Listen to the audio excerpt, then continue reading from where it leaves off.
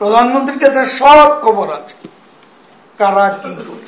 তিনি সব খবর রাখেন এবং সবার খবর রাখেন। দুর্নীতি কেউ করে থাকতে পারে, সেটা তার ব্যক্তিগত বিষয়।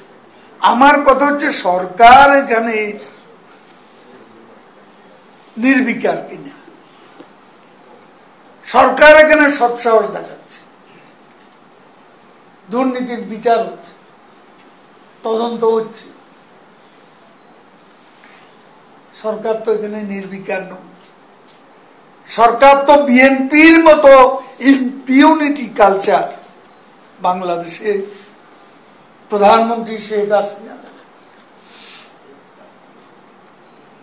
এই ইম্পিউনিটি কালচারটা গড়ে তোলেন, সেটি হচ্ছে বড় কথা। এখন আমি মন্ত্রী, আমি যদি কোনো দুর্নীতি করি তো সেটা কি বিনা বিচারে শেষ হয়ে যাবে? প্রধানমন্ত্রীর কাছে সব খবর আছে, কারা কি করে।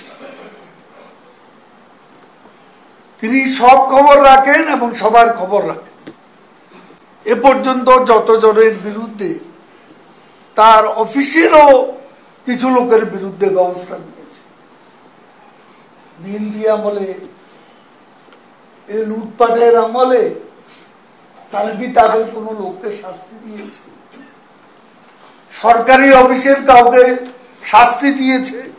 হাওয়া ভবনের নির্দেশে চলত বাংলাদেশের প্রশাসনের একটা বড় অংশ। তো সেটা কি কারো দৃষ্টির বাইরে ছিল? সবাই কি সেটা জানে না? এখন ভালো মানুষ সাজার চেষ্টা করছে। এখন